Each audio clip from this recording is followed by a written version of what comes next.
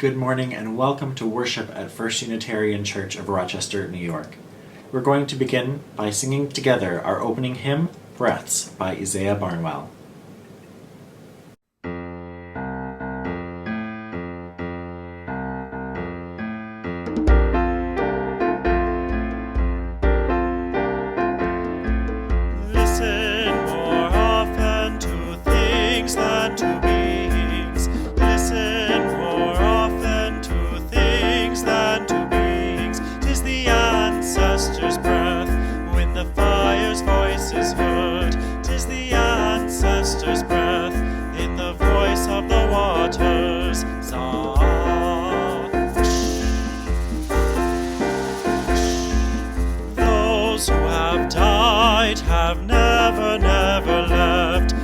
Dead are not under the earth.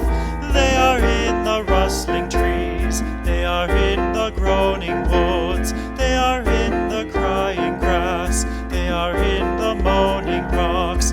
The dead are not under the earth. So listen more often to things than to beings. Listen more often to things than to beings. 'Tis the ancestors' breath when the fire's voice is heard. 'Tis the ancestors' breath in the voice of the waters.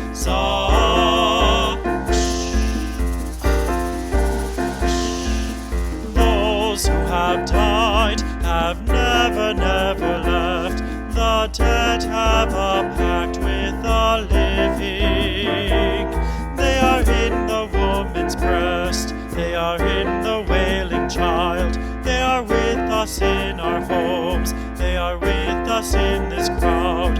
The dead have a pact with the living. So listen more often to things than to beings. Listen more often to things than to beings. 'Tis the ancestors' breath when the fire's voice is heard. 'Tis the ancestors' breath in the voice of the waters.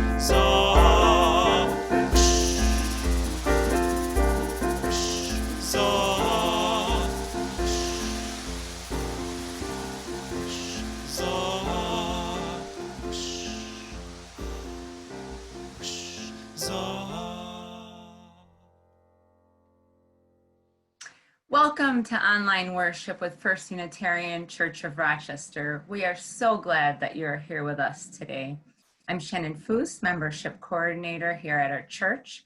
And today we have a guest preacher, Reverend Dr. Lynn Acquafondata. She is one of our First Unitarian affiliated community ministers. Lynn is an ordained UU minister who has served congregations and worked as a chaplain in hospital and hospice settings. She holds a Doctor of Ministry degree and a Master of Science in Counseling degree, and works as a licensed mental health counselor at Crossbridge Counseling. Everything she teaches comes out of decades of personal systems work relating to her own functioning in family, congregational, and employment systems, as well as years of education and study. We welcome Reverend Lynn today. Also leading worship, we have Thommy Snell, Travis Watson, Brock, and Arsen. Behind the scenes, we have Emily Sanjanwala, Emma Hale, and our wonderful ushers making things happen and come together and keep us safe. Our mission here at First Unitarian is through spiritual connection and community. We listen deeply to others and ourselves, open to wonder and transformation, and serve with love and humility. I have a couple of announcements today. The first is that we are having coffee hour after services, so please join us in connecting with old friends and new friends, and make sure you have your video and name on so people can connect and see you. The second announcement I have today is that I'm teaching UU 101. The Introduction to First Unitarian and Unitarian Universalism. It's happening at 11:30, so after coffee hour, and you can find the link in the chat box. Let us take a breath together as we settle into this sacred time and place. Please join me in our chalice lighting and say our unison words along with me.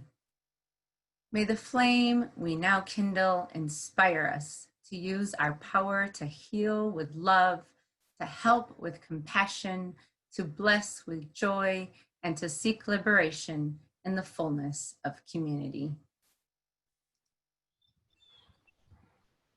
The Tao-Te-Ching tells us that water is fluid, soft and yielding, but water will wear away rock, which is rigid and cannot yield.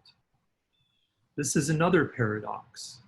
What is soft is strong. Most people who see someone practicing Tai Chi, the soft, slow movement art from China, think that it must be fairly easy to learn. After all, the movements are slow, so it should be easy to pick up, right? I was first exposed to Tai Chi when I lived in Arizona and signed up for some classes after seeing a teacher demonstrate at a local alternative health fair. I quickly discovered in those first classes that Tai Chi is not a study for the weak. My teacher would guide me through a movement in the form, freeze me in position, and then walk around making corrections to my posture, my foot placement, my arm position, and so on. While this was happening, my legs would start to shake. Everything would crumble, and I would have to begin again. Over the course of weeks and then months, I got stronger and started to be able to string the movements together with less thought. One day, after I had memorized all the movements of my form, I made it all the way through the form without stopping or having any significant blunders. My teacher nodded. I continued to work on that form. I practiced it every day, polishing it and going to class as often as I could for corrections. At last, the day came when I performed the form for my teacher, and he commented that I had really been like water as I moved through the postures. And I think that's why we come to church. While we may not all be studying Tai Chi, we all need a place where we can learn, practice, and polish those actions and behaviors that are important to us, and to get feedback from people we trust about how we're doing, where we might improve, or even where we might have put our foot in the wrong place. In this way, we too can learn to be like water. Please join me in singing Come and Go With Me.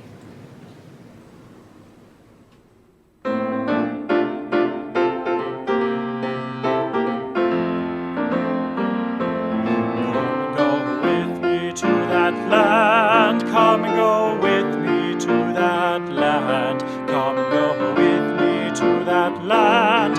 Where I'm bound, where I'm bound. Come and go with me to that land. Come and go with me to that land. Come and go with me to that land where I'm bound. There'll be freedom in that land. There'll be freedom in that land. There'll be freedom in that land where I'm bound, where I'm bound. There'll be freedom in that land. There'll be freedom in that land. There'll be freedom in that land where I'm bound. There'll be justice in that land. There'll be justice in that land. There'll be justice in that land where I'm bound, where I'm bound. There'll be justice in that land. There'll be justice in that land. There'll be justice in that land where I'm bound. There'll be singing in that land. There'll be singing in that land. There'll be singing in that land where I'm bound, where I'm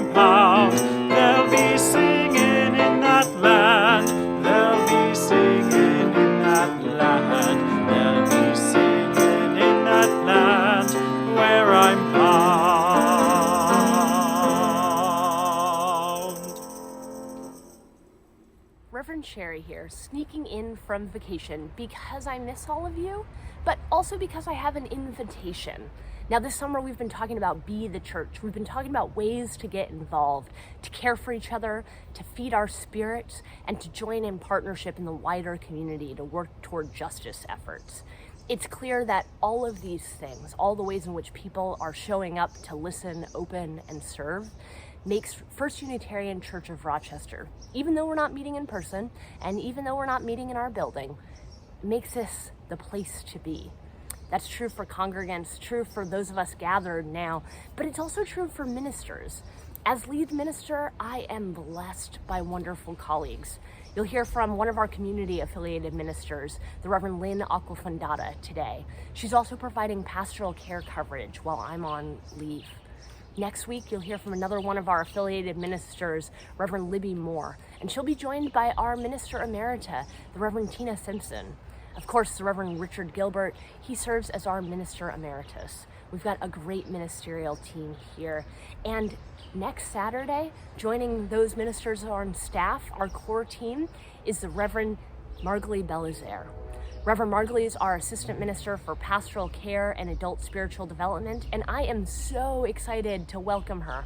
But I could use a little help. Please be the church this coming week if you're available on Saturday from 11 a.m. to noon, and come drive by the church. We'll be there at 220 Winton Road South, and if you want to come with a sign or a honk or a masked greeting, Reverend Margalie would be thrilled to meet you. We'll be doing it in a socially distanced, health-conscious way, but I also want to make sure that we make Rochester feel like a home for Reverend Margalie, so it feels like a place where she has what she needs and she's settled into this community.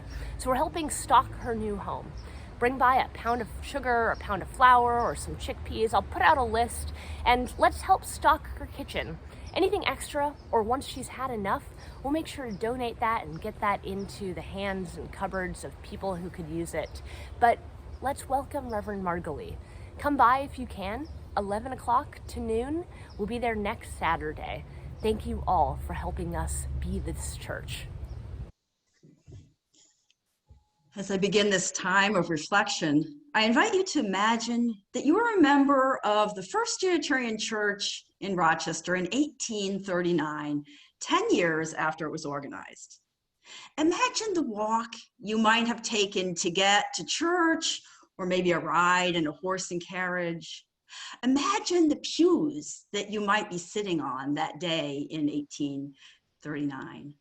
Maybe you had rented a pew up front for your family that you could count on each Sunday. Maybe you didn't have as much money, or you came as a visitor and found a seat further back. Maybe you stood in the back or waited outside taking care of a wealthy family's horses, or worked at home preparing the Sunday dinner. In any case, on this particular Sunday, imagine there was a flash of light and suddenly you were beamed into the future. And you were beamed to where you sit today, in front of your laptop or your phone. What wonders would you find here this morning? Right in front of you somehow are people that you know from your church and those you haven't met. Right here in your living room. You notice there are even people visiting from far away. It doesn't seem possible, but here they are. Are they ghosts? Are they real? This Sunday morning in 2020, we gather in the magical space of the internet, where we are physically isolated and far apart, and yet present in each other's homes. We can both choose to view this as a loss or embrace it with awe. We can both choose to open our minds and hearts wide to each other and to this church community, or we can choose to disengage with the click of a button. We can both long for the ways that things used to be and give thanks for what is possible in this moment. Spirit of life and love, connect us today to the past, to the present, and to the future, bringing our best selves forward as we grieve our losses and give thanks for the blessings of our lives in the midst of these unusual and unsettling times. I invite you to share in the chat those people who you hold tenderly in your hearts today as they struggle and grieve, and those people who you would lift up to share their joy. I invite you now into a time of silent prayer and reflection.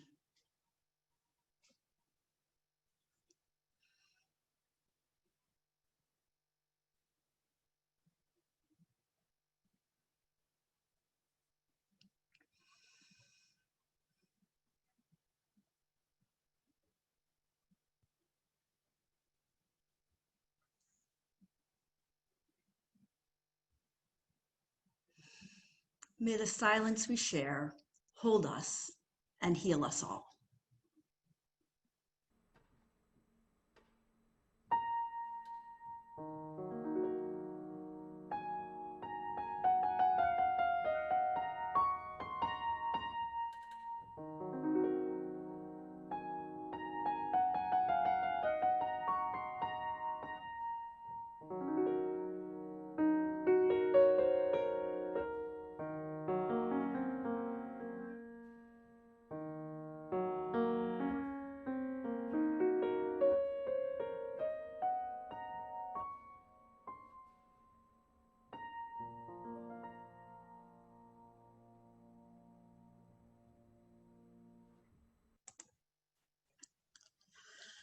When my sons were young, they loved to create elaborate structures out of building blocks. This set of wooden blocks had various sizes, with the basic block being about 2 by 4 inches. Unlike Legos, these blocks didn't lock together, and there were no instructions about specific structures to create. They could spend hours building tall structures, adding archways and windows and towers and compartments that held various plastic people and animals. When they finished, they would show me their creation and explain it in great detail with immense pride. I would beam with joy and share their enthusiasm. Over the coming hours, we would make our way back downstairs often to admire their latest creation. And often they would take pictures. Here are some that I have saved.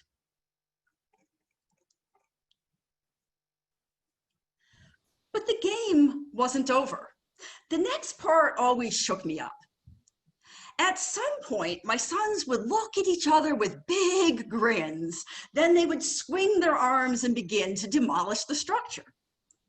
The first time I saw stage 2 of the building block game, I had to use all of my self-control to keep myself from blocking their path and yelling, "No, don't do it." I'd remind myself, it's just a child's game, it's not important. And then I watched with shocked fascination as they crashed the fantastic structure to piles on the floor, shouting triumphantly. Some of you probably hear this and say, oh, it's just males and their destructive instinct. I learned through quiet observation that that is not at all the key to this game. That way of playing wouldn't have been permitted in my house growing up, not for me, not for my sister, and not for my brother. Too loud and destructive. But I realized that they were just building blocks falling on a carpeted floor. This was their game, not my game, and they were having so much fun. So I stood still without interfering, controlled my emotions, and observed. And I learned something really important that has stayed with me through the years. There is a reason why building an elaborate structure and showing it off are only part of the fun. There's a reason why the demolition of the project later in the day matters. In fact, it's necessary to the game. From a child's perspective, wooden blocks are for building. If they're all tied up in one structure, they become boring. A masterpiece loses its energy and appeal when it just sits there. My son's game involved keeping the energy flowing. They had to knock down their creations in order to start over and build something new the next day. And so they did this with great gusto because it had to be done. I realized they were practicing the art of creativity, which requires both creation and destruction. And they were living out a deep spiritual principle, though of course they had no idea about that at the time. Here's my son after the destruction of one structure. And here is a new structure created from the wreckage. I later learned that in their Western world child's play, they had tapped into an ancient Eastern spiritual wisdom. When adults don't interfere, children are often highly attuned to some of the greater truths in life, even if they don't understand what it all means. Many years ago, I noticed Buddhist monks create a sand mandala. I watched as they consecrated the site with chanting and music. And then they drew the outline on a large, flat surface. The process took several days.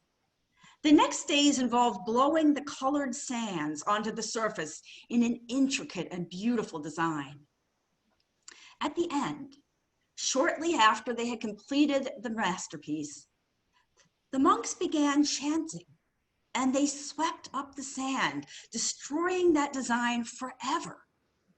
From a gorgeous work of art to nothingness within an hour. This practice portrays the concept of impermanence, the idea that the universe constantly changes. After a Tibetan mandala ceremony, some of the sand is given to those who have gathered, and the rest is poured into a nearby body of water, bringing healing energy back into the earth. Recently, I've attended the creation of several sand mandalas by Katie Jo Sotheby in Rochester, who was taught by Buddhist monks in Nepal. Some of her creations take a week or more, some only a few hours, like the one she created at my mother's house in Syracuse to mark my brother's birthday, a year after the deaths of both my brother and my mother's husband. Katie Jo did meticulous work to create a beautiful scene depicting meaningful aspects of both my stepfather and my brother's lives. My mother's close friends had gathered to watch and participate. When it was finished, they admired the work for about a half hour or so. They took pictures, and then we began to sing and take turns sweeping the sand into a pile. The sweeping of the sand is emotional. There's a clenching and a wanting to hold on. People cry. But we stood together and we chanted about peace and hope. After the sand is swept up, it's distributed for people to release into any body of water that's moving, like a stream or a river or an ocean. To me, this represents cleansing, healing, releasing, and beginning a new journey.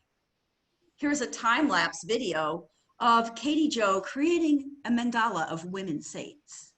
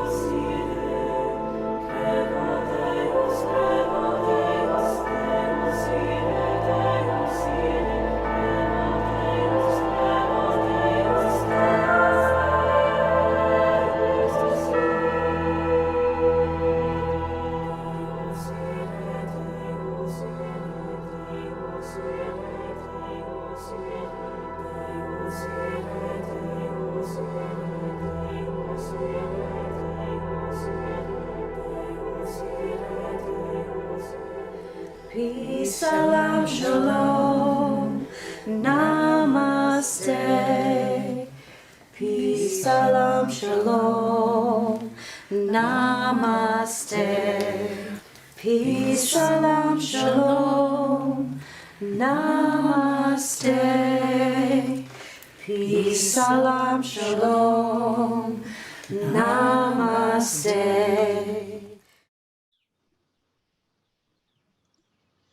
When a sand mandala is destroyed, the work of art is gone, but the energy behind it is still present, released into a different form now, aimed at a larger purpose.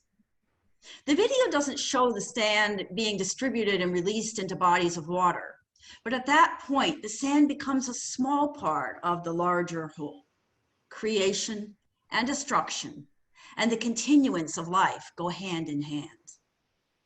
Like my son's block towers, a sand mandala represents an intentional choice to create a work of art and destroy it in a ritual fashion for a larger purpose.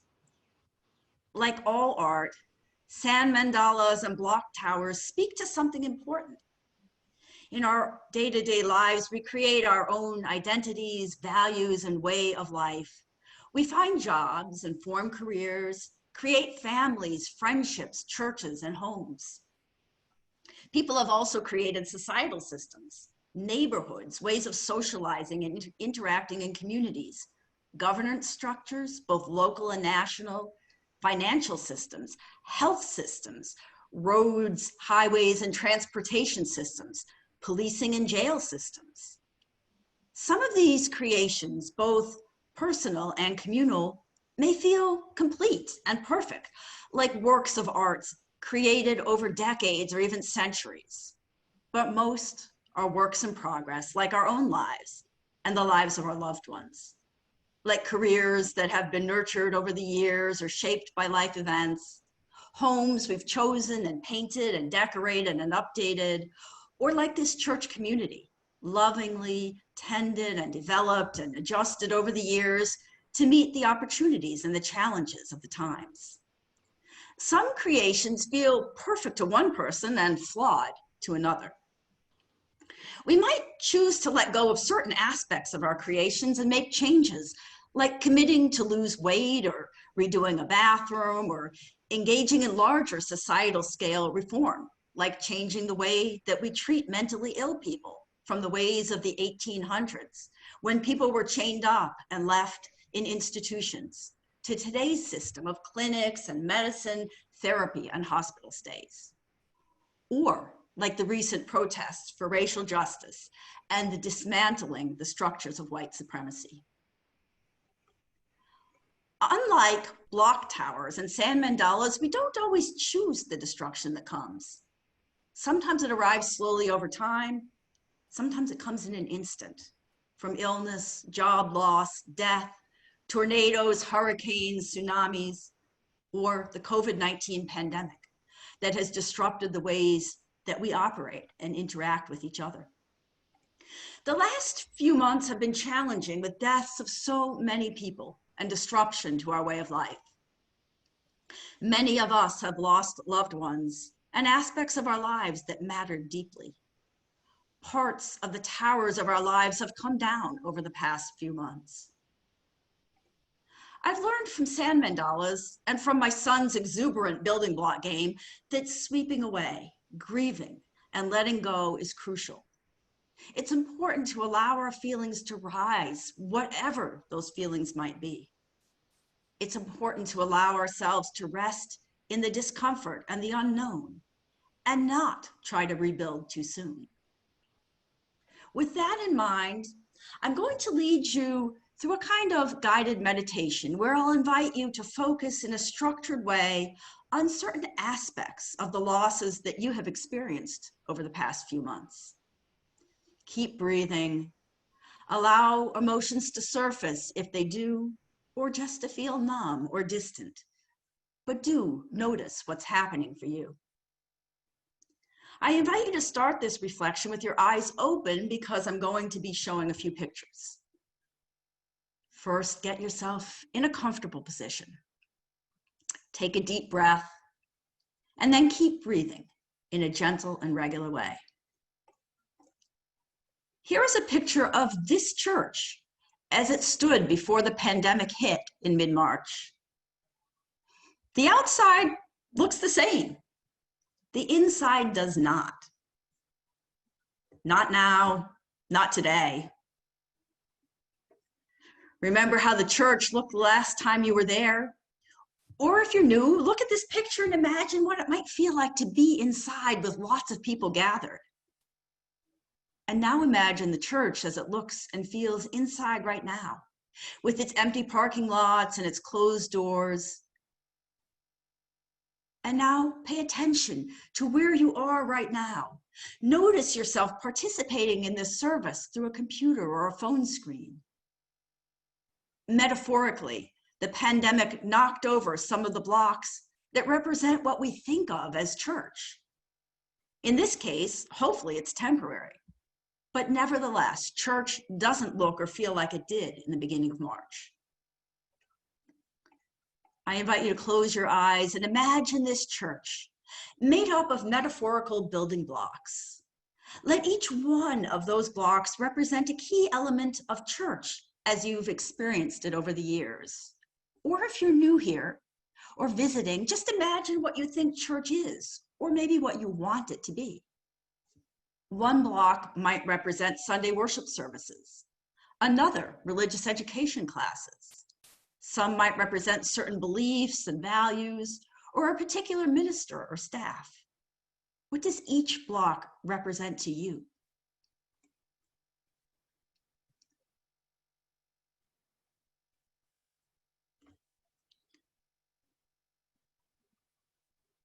Now imagine which blocks were knocked over by the pandemic.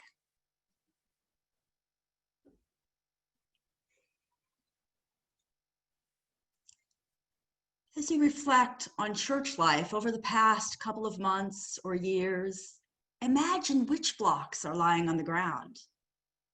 What feelings come up for you as you reflect on what has changed? Don't judge your response, just notice and keep breathing.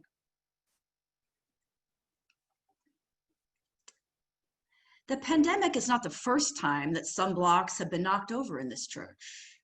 If you've been here a while, think back over your history and remember what blocks have been knocked over or pulled out in previous years and then rebuilt or restructured.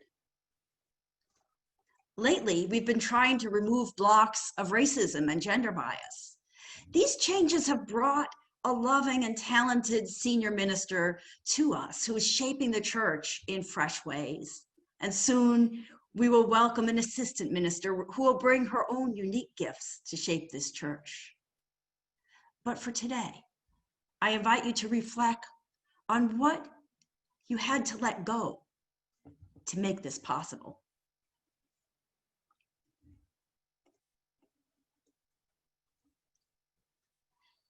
And now I invite you to move in this guided meditation to your personal and family life.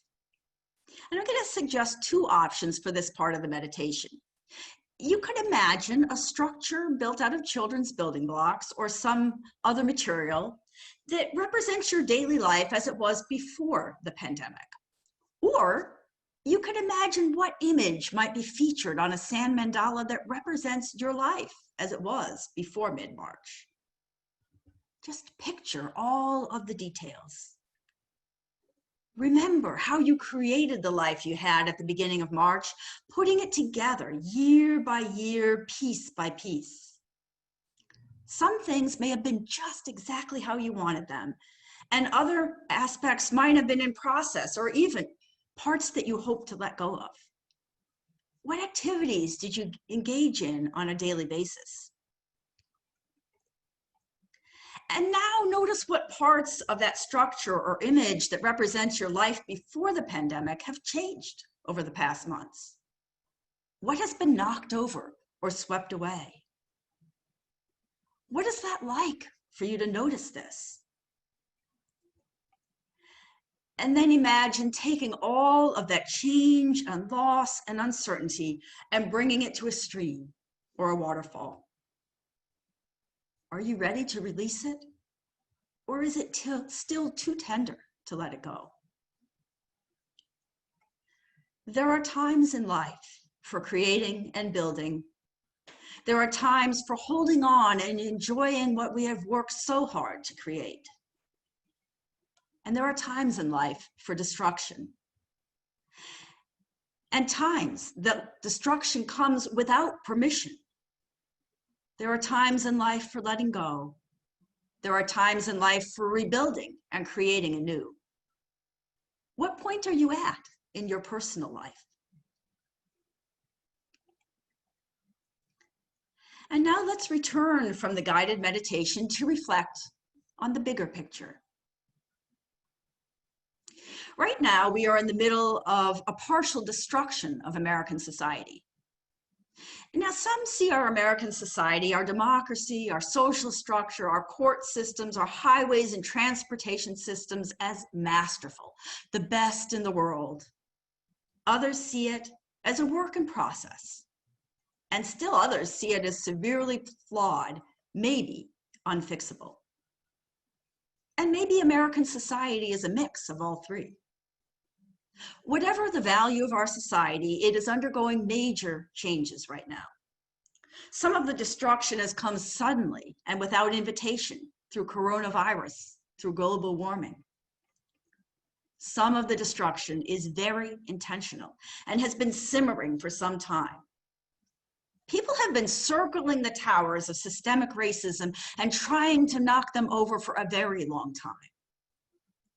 Recent racially motivated murders at police hands caught on camera have brought racial injustice into clear view and led a cry to value Black lives, to defund and dismantle our police system, to reform prisons, to shift money from military to social services. As a society, we are in a place of knocking down, overturning, letting go, some by choice and some not by choice. And many people are resisting. I hear people saying, no, don't, as Confederate statues come down, and no, you can't, as people rally to defund police forces, and stop, as states take down requirements around voting in person. Knocking down is complicated. If there were standalone towers of systemic racism, they would have been overturned a long time ago, but everything is intertwined. Like a child's block tower, you might not be able to remove a foundational block on the bottom layer, a block representing harmful and unjust racial practices, without knocking over huge sections of the tower, including things like our current democratic process and the Bill of Rights, like free speech, our electoral system, or our financial systems. Or imagine a sand mandala that incorporates both the beautiful and the horrifying aspects in one picture. You can't just sweep away parts of the image that represent the violence and the discrimination without sweeping away aspects that are beautiful and parts that many have treasured. For some Americans, the pain of the horrifying parts of our American society are too intense and pervasive to see any other option than to sweep away big sections and start fresh. For people whose race has taken away any hope of finding a job during the pandemic and removed any sense of safety, there is no other option but to tear down systemic racism. Here is Katie Jo Sotheby's depiction of the struggle in a picture from a mandala that she created and then swept away.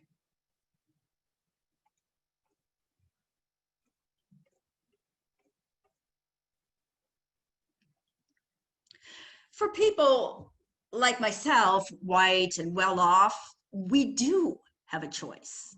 I can stay holed up in my home in the suburbs with a steady income and ignore systemic racism and oppression. But I know more and more that I need to be part of bringing the towers down, even though it will change my comfortable life in ways that I can't predict.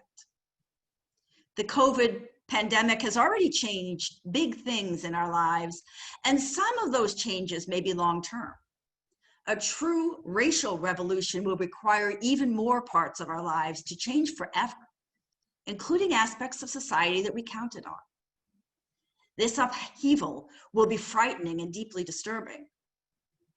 But at the same time, this upheaval can be exhilarating and hopeful, freeing energy to open to new possibilities.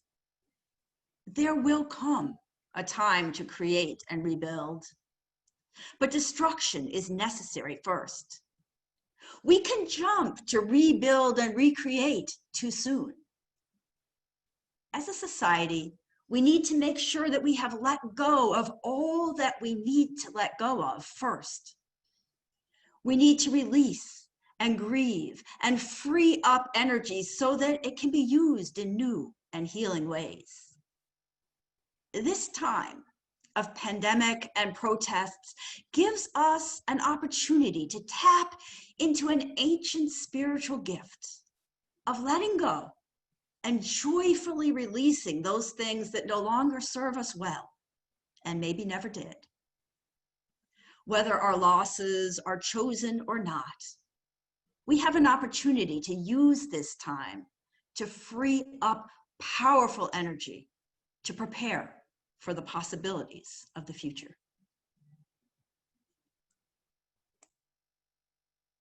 Please join us now in the spirit of generosity. Each week, members and friends generously contribute to our offering. Sometimes the offering supports our church. Twice a month, we give it away to support efforts that promote social justice or help those most in need. This week's offering will be shared with Flower City Pickers, a nonprofit organization that redistributes surplus and unsold produce recovered from the City of Rochester Public Market to local homeless shelters, halfway houses, soup kitchens, food pantries, and other organizations with a need for food. Since their beginning, Flower City Pickers has recovered and distributed over 1 million pounds of food, keeping it in the hands and bellies of our neighbors instead of into landfills. There are a number of ways that you can contribute to today's offerings, and those are shown for you on the screen, either going to the church application or the simple church application, or even by mail. Regardless of the way that you choose to make your contribution, as I said, you'll see those listed on screen, and that offering will now be gratefully received.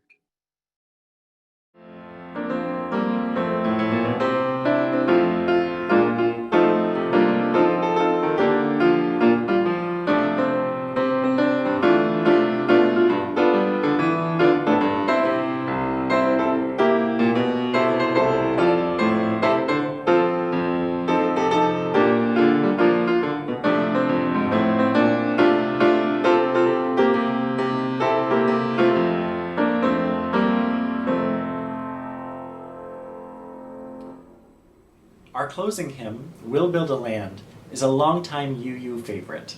It uses imagery from the Hebrew Scriptures, which call us to work together to build a society rooted in justice, compassion, equity, and peace. But I want to acknowledge that we live in a post-colonial American context, on land stolen from indigenous peoples, colonized by European Christian settlers, who appropriated the Jewish metaphor of the promised land and twisted it into the sinful, shameful, and deadly ideology of manifest destiny. So if we were to simply take a look at this hymn through the lens of American history, it wouldn't feel so good. It might even be kind of icky. But friends, I think there are other lenses we can apply to this text. The lenses of metaphor, of aspiration, and in particular, through the lenses of the Jewish prophets in which this is rooted. The prophets Isaiah and Amos repeatedly called their people back into right relations with each other and with God, called them back towards justice. They said that religiosity does not make up for acts of injustice, and Amos in particular advocated for economic justice, decrying the disparity that grew increasingly between the very wealthy and the very poor in his time. In fact, Reverend Dr. Martin Luther King Jr. quoted from Amos when he used the imagery of justice rolling down like waters, which is a part of the chorus of this hymn. This hymn does not call us to be saviors, to fix the ills of this world. It calls us into kinship. It calls us into deeper relationship, into deeper partnership with one another, that all people may thrive. What would it mean to build a land where we bind up the broken, where captives go free? where justice truly rolled down like waters. That, my friends, I think is an aspiration worth considering. And so I invite you now to join me in singing, We'll Build a Land.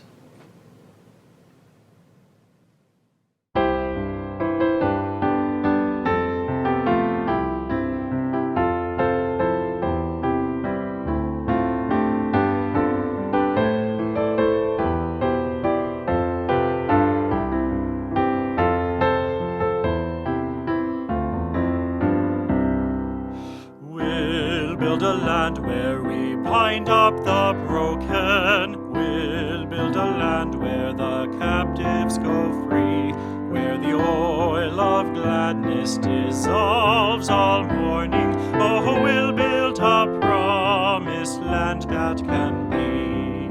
Come, build a land where siblings and neighbors, anointed by God, may then create peace, where justice shall roll down like waters, and peace like an ever-flowing stream.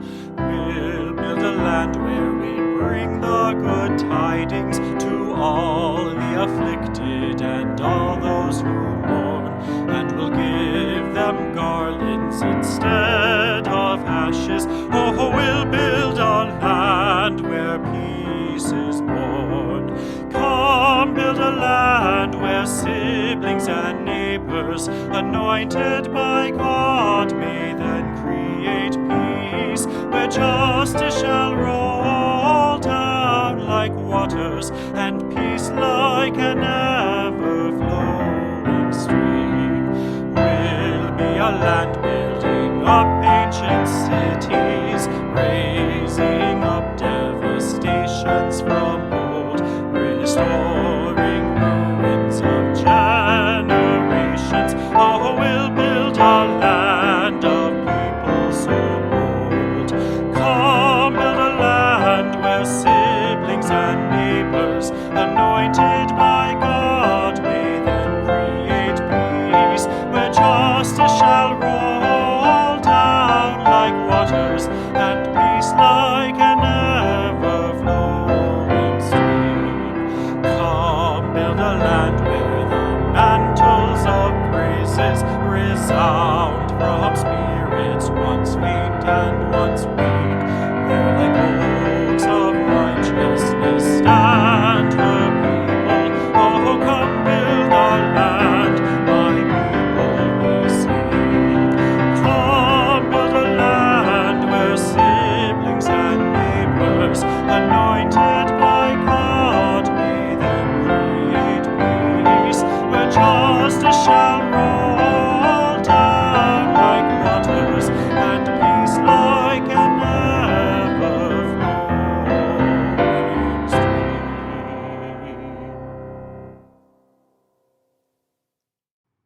Please join me now in saying our chalice extinguishing words.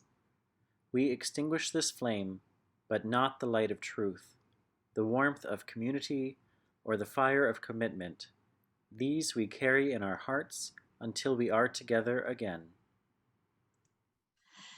As we return to the ordinary spaces of our lives, let us open our hearts to the unknown possibilities of the future.